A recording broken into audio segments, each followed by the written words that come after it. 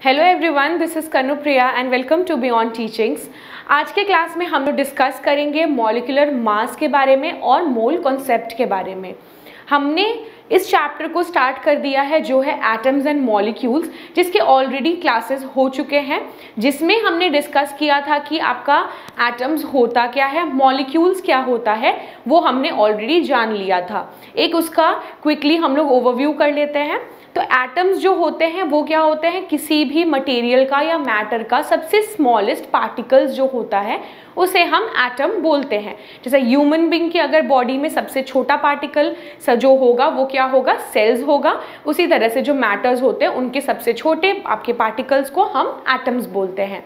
Atoms ही मिलके molecules form करते हैं और मॉलिक्यूल्स जो होते हैं वो दो टाइप के मॉलिक्यूल्स हो सकते हैं। जो आपका पहला टाइप होगा उसमें आपके सिमिलर एलिमेंट जो होगा, एक एलिमेंट होगा उसके ही दो अलग एटम्स मिलके एक मॉलिक्यूल बना सकते हैं, या फिर दो अलग अलग एलिमेंट्स के एटम्स मिलके कोई मॉलिक्यूल फॉर्म करेंगे। तो ये था हमारा एटम्स और मॉलिक्यूल क्या होते हैं इसके बारे में।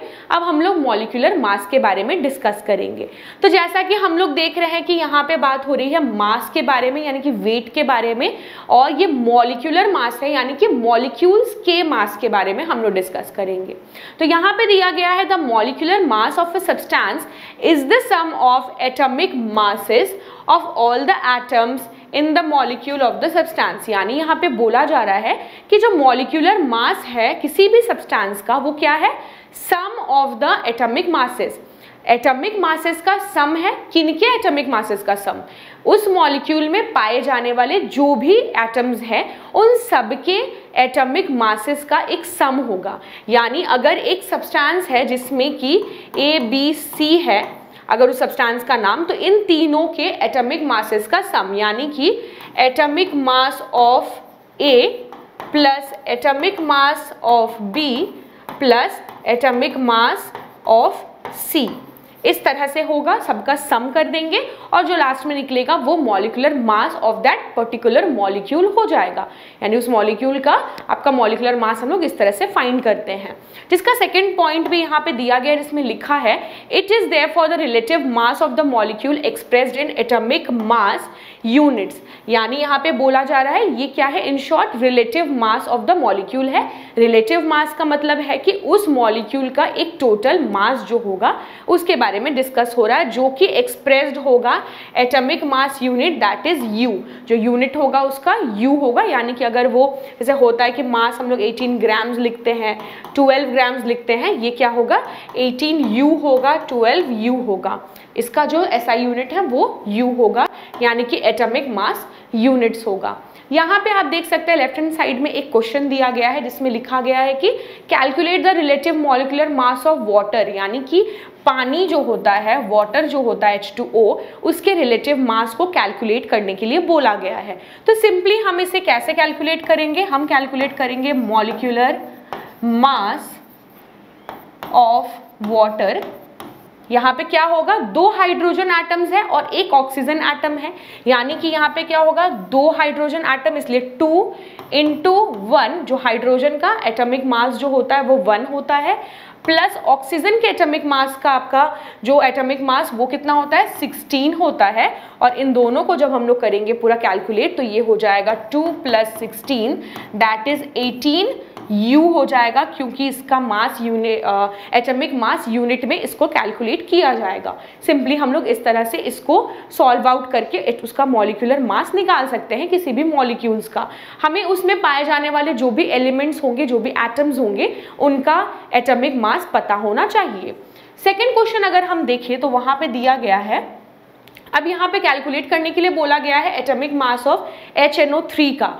यानी यहाँ पे हम लोग क्या कैलकुलेट करेंगे, हम कैलकुलेट करेंगे मॉलिक्यूलर मास ऑफ HNO3। अब यहाँ पे देखिए क्या है, हाइड्रोजन 1 है, नाइट्रोजन 1 है और ऑक्सीजन 3 है। सिमिलर हम लोग वही करेंगे, हाइड्रोजन के लिए 1 प्लस नाइट्रोजन के लिए 14, क्योंकि नाइट्रोजन का एटॉमिक मास 14 होता है, प्लस 3 into, क्योंकि 3 ऑक्सीजन है और ऑक्सीजन का होता है टोटल 16। इसे जब सॉल्व आउट करेंगे तो ये हो जाएगा 1 + 14 प्लस 6 3 जा 18, 1 3 1 जा 3 1 4 48। इसको जब हम लोग सॉल्व कर देंगे तो ये हो जाएगा 8 प्लस 4 12 13, 1 कैरी हो जाएगा 4 1 5 1 6। ये इस तरह से सॉल्व हो जाएगा और इसे हम लोग इसका मॉलिक्यूलर मास निकाल सकते हैं, यानी कि molecular mass of HNO3 will be 63 U, यानी कि U का मतलब है एटॉमिक मास यूनिट्स। इस तरह से हम लोग मॉलिक्यूलर मास हम लोग किसी भी मॉलिक्यूल का फाइंड कर लेंगे। क्लियर। अब जब हम लोग मॉलिक्यूलर मास के बारे में डिस्कस कर लिए हैं, अब हम लोग को डिस्कस करना है फॉर्मूला यूनिट मास का।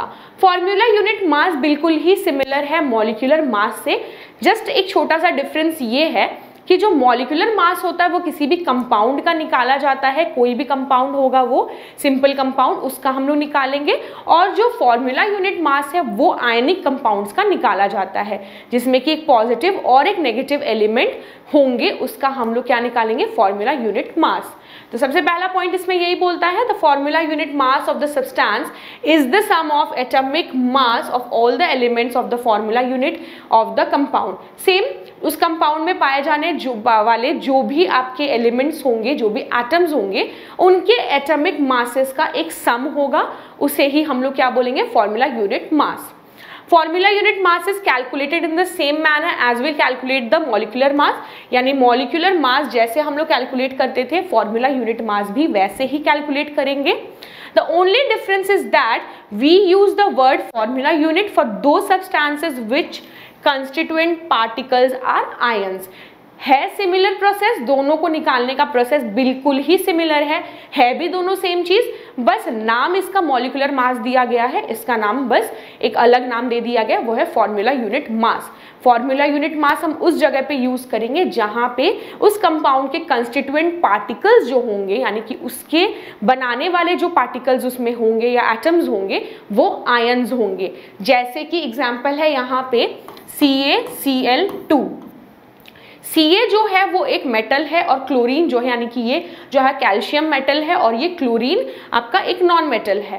कैल्शियम जो होगा प्लस आपका प्लस और ये माइनस हो जाएगा, क्योंकि ये एक क्योंकि ये जो है वो आपका एक मेटल है जो कि आपका पॉजिटिवली इलेक्ट्रोपॉजिटिव एलिमेंट होगा और ये इलेक्ट्रॉन नेगेटिव एलिमेंट होगा। ये जो है आपका इलेक्ट्रॉन डोनेट करेगा और क्लोरीन जो है वो इलेक्ट्रॉन गेन करेगा। ये दोनों क्या है, एक है पॉजिटिव आयन और दूसरा जो है वो है नेगेटिव आयन, इसीलिए हम इनका फॉर्मूला यूनिट मास निकालते हैं। कैलकुलेट करने का प्रोसेस बिल्कुल सेम होगा। इसे कैलकुलेट करने के लिए हम क्या करेंगे, formula unit mass of CaCl2।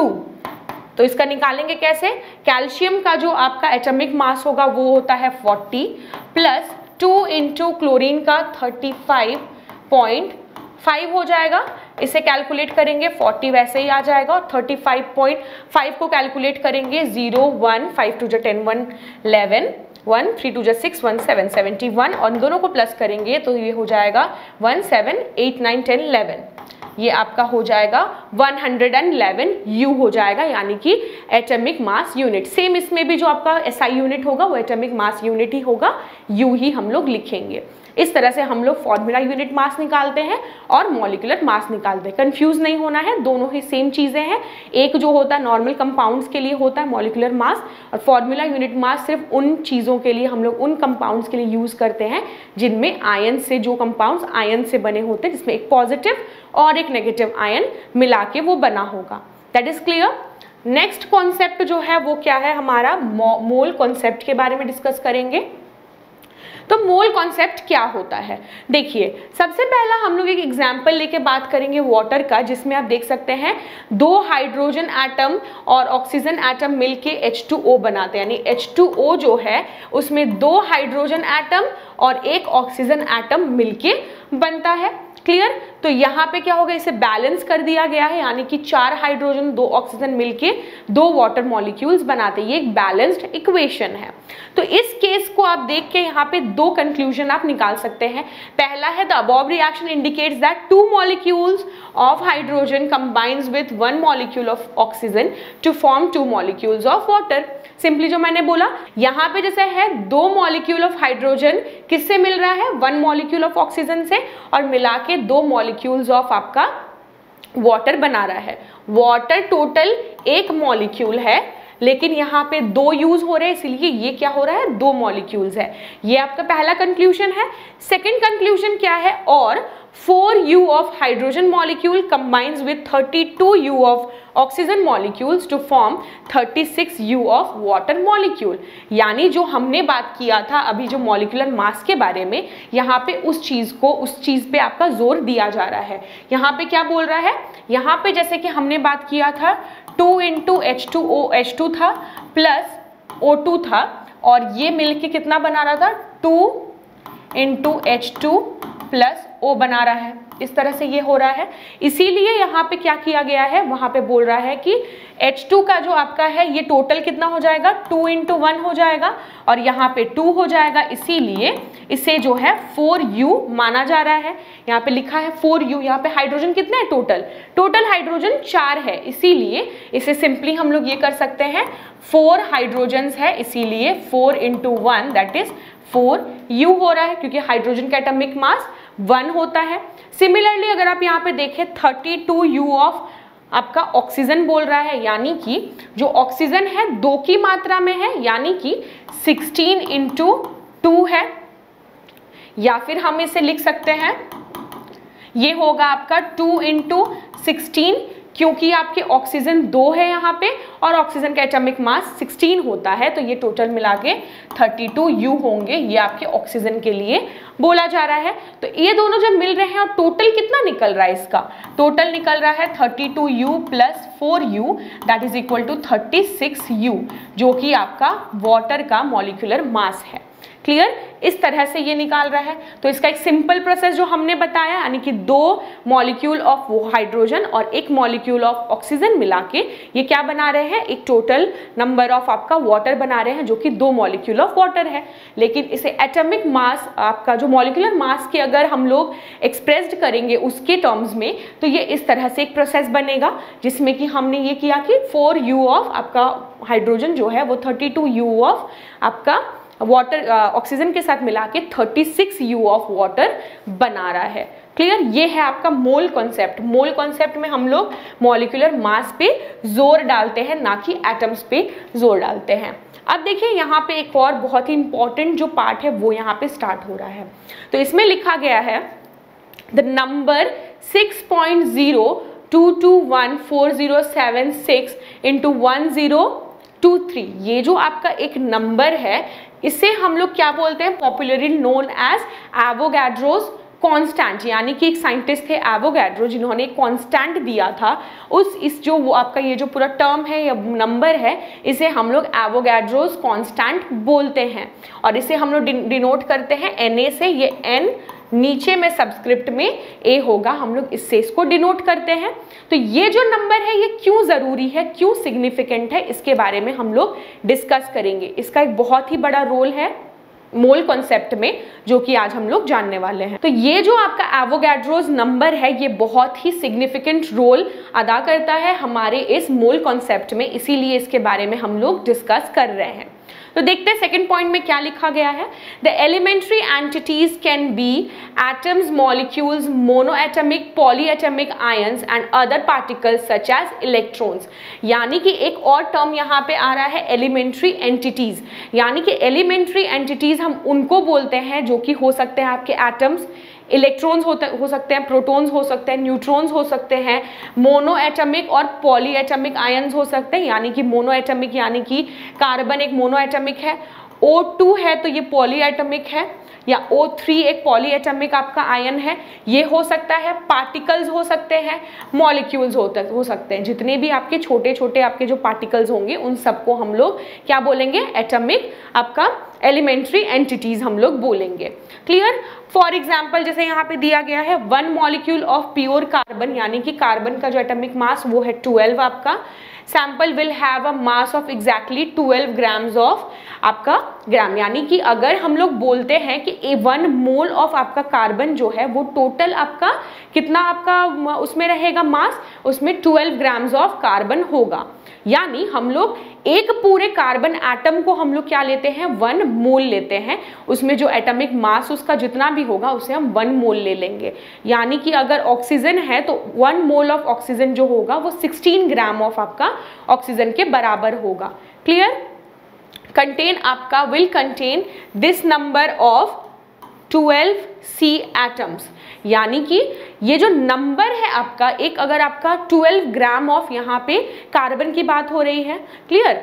अगर यहाँ पे 12 ग्राम्स ऑफ कार्बन की बात हो रही है तो कार्बन में कितने इलेक्ट्रॉन्स होंगे हमें ये तो नहीं पता है। एक कार्बन जो है उसमें कितने नंबर ऑफ इलेक्ट्रॉन्स होंगे वो हमें कैसे पता होगा। एक आपका एलिमेंट है, जैसे कि अगर हम इसकी बात कर ले, पेन है, तो इसमें कितने पार्टिकल से मिलके बना होगा ये जानना बहुत ही मुश्किल है, क्योंकि जो पार्टिकल्स होते हैं वो बहुत ही छोटे होते हैं, जिन्हें हम नैनोमीटर्स या फिर पिकोमीटर्स में हम लोग कैलकुलेट करते हैं उनका जो आपका साइज है।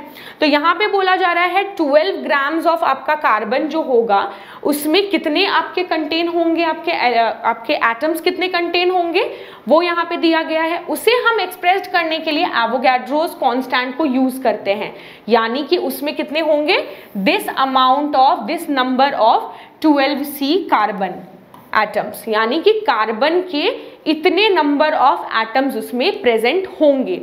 क्लियर? यानी कि यहाँ पे सिर्फ इतने नहीं होंगे, ये जो पूरा अमाउंट है इसको इंटू 12 कर देंगे और ये जो है आपका उतना अमाउंट ऑफ कार्बन एटम्स यहाँ पे बनेगा। क्लियर? तो ये है आपका मोल कॉन्सेप्ट के बारे में। फॉर्मूला जो होता है उसे निकालने के लिए, किसी भी सब्सटेंस में कितने नंबर ऑफ मोल्स जो होंगे उसे कैलकुलेट करने का फॉर्मूला है आपका n is equal to capital N by Avogadro's number, जहाँ पे n जो है आपका वो डिनोट करता है, n is the number of moles of the substance. Number of moles of the substance मतलब क्या हो जाएगा, किसी भी एलिमेंट का जो नंबर ऑफ मोल्स होगा वो उसमें जो दिया गया होगा वो, और उसके बाद n जो होगा वो डिनोट करता है आपका total number of elementary entities. Total number of elementary entities आपका n डिनोट करेगा और जो आपका Na है वो आपका एवोगाड्रोस नंबर है। सिंपली n क्या हो जाएगा, small n number of moles हो जाएगा, कैपिटल N जो होगा वो टोटल नंबर ऑफ आपका एलिमेंट्री एंटिटीज होगा। ये जो आपका एलिमेंट्री एंटिटीज है वो मे बी आपका एटम्स हो सकते हैं, मॉलिक्यूल्स हो सकते हैं, इलेक्ट्रॉन न्यूट्रॉन्स आपके हो सकते हैं, या मोनो एटमिक या पॉली एटमिक एटम्स हो सकते हैं। क्लियर? इससे हम लोग किसी भी आपका एलिमेंट में कितने नंबर ऑफ कितने मोल्स है वो फाइंड कर सकते हैं, टोटल नंबर ऑफ आपका एलिमेंट्री एंटिटीज वो हम लोग फाइंड कर सकते हैं इस फॉर्मूला के यूज से। क्लियर? इसका जो न्यूमेरिकल्स है वो सब हम लोग नेक्स्ट क्लास में डिस्कस करेंगे, और इसके न्यूमेरिकल्स में बहुत इंपॉर्टेंट न्यूमेरिकल्स है जिसमें कि आपको करने के बाद आपका कॉन्सेप्ट और अच्छे से क्लियर हो जाएगा, क्योंकि जो आपका है ये जो न्यूमेरिकल्स जो होते हैं इन्हें सॉल्व करने पे ही हम लोग जो थ्योरेटिकल पार्ट को अच्छे से समझ पाते हैं। ये आपका थ्योरी पार्ट है पूरा, मैं जो आज के क्लास में बता रही हूँ। नेक्स्ट क्लास में हम लोग इसे एक हल्का सा रिकॉल करके हम लोग आगे के जो न्यूमेरिकल्स हैं उन्हें सॉल्व आउट करेंगे। तो यहाँ पे देखिए एक और चीज़ दिया गया है, जो मोल है वो वर्ड किसने इंट्रोड्यूस किया था, वो इंट्रोड्यूस हुआ था द ईयर 1896 में। एक जर्मन केमिस्ट थे विल्हेल्म ऑस्टवर्ल्ड के द्वारा ये दिया गया था।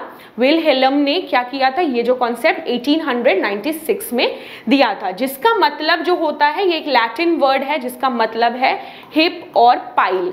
पाइल यानी कि एक आपका, जैसे कि हम बोल सकते हैं अगर एक मुट्ठी हम लोग बोल सकते हैं उसे हम लोग पाइल बोलते हैं, हिप बोलते हैं, यानी कि एक आपका बड़ा सा जो आपका टुकड़ा होगा उसे हम लोग बोलते हैं, जिसका लैटिन वर्ड से आया है। लैटिन वर्ड इसका मोल है और मोल को ही हम लोग यूज करते हैं अभी जो केमिस्ट्री में हमारा वर्ड है।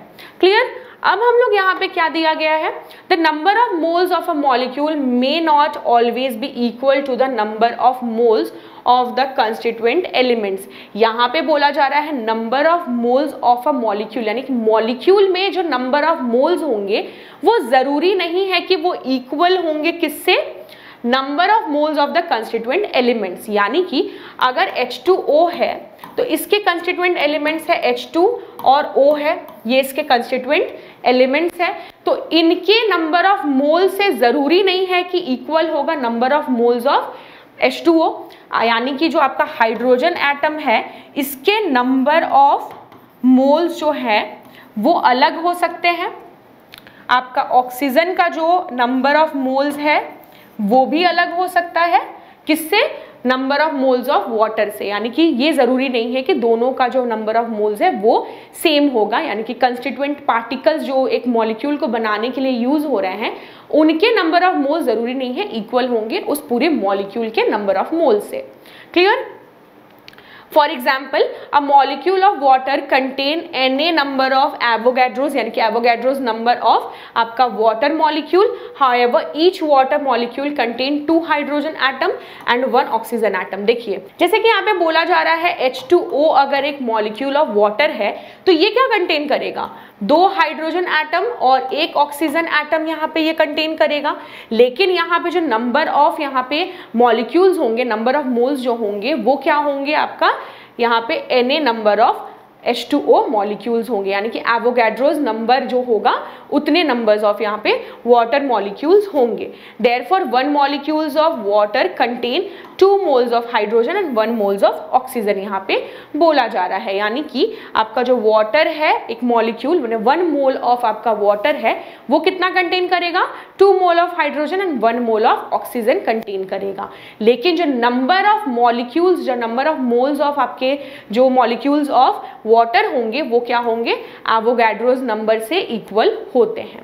तो ये पूरा कॉन्सेप्ट था, थोड़ा सा कंफ्यूजन होगा अगर, लेकिन आप इस वीडियो को फिर से देखिएगा आपको पूरा कॉन्सेप्ट समझ में आएगा। नेक्स्ट क्लास में जो होगा हमारा इसके ऊपर जितने भी न्यूमेरिकल्स होंगे वो चीज़ हम लोग यहाँ पे डिस्कस कर लेंगे, तो इससे और अच्छे से कॉन्सेप्ट क्लियर हो जाएगा। और इस सेशन से आपके एग्जाम में क्वेश्चंस ही ज़्यादातर आते हैं, न्यूमेरिकल्स ही ज़्यादा आएंगे, थ्योरेटिकल पार्ट उतना ज़्यादा नहीं आएगा। क्लियर? तो ये जो फॉर्मूला था आपका बहुत ही इंपॉर्टेंट था, ये जो फॉर्मूला से ही ज़्यादातर क्वेश्चंस जो होंगे वो सॉल्व होंगे। या तो आपको n दिया होगा, आपको ये पूरा फाइंड करना होगा, या फिर आपको ये जो है वो दिया होगा, दोनों में से कोई एक चीज़, ये दोनों दिए होंगे आपको n फाइंड करना होगा, या ये दोनों दिए होंगे आपको n एवोगैड्रोस नंबर जो है कांस्टेंट वो रहेगा। दोनों में से कोई एक चीज़ आपका नहीं रहेगा और उस चीज़ को हम लोग को निकालना होगा गिवन डेटा से। ये चीज़ हम लोग नेक्स्ट क्लास में करेंगे। अगर वीडियो अच्छा लगा तो लाइक कर दीजिएगा। नेक्स्ट क्लास में मिलते हैं न्यूमेरिकल्स के साथ, तब तक के लिए take care and good bye.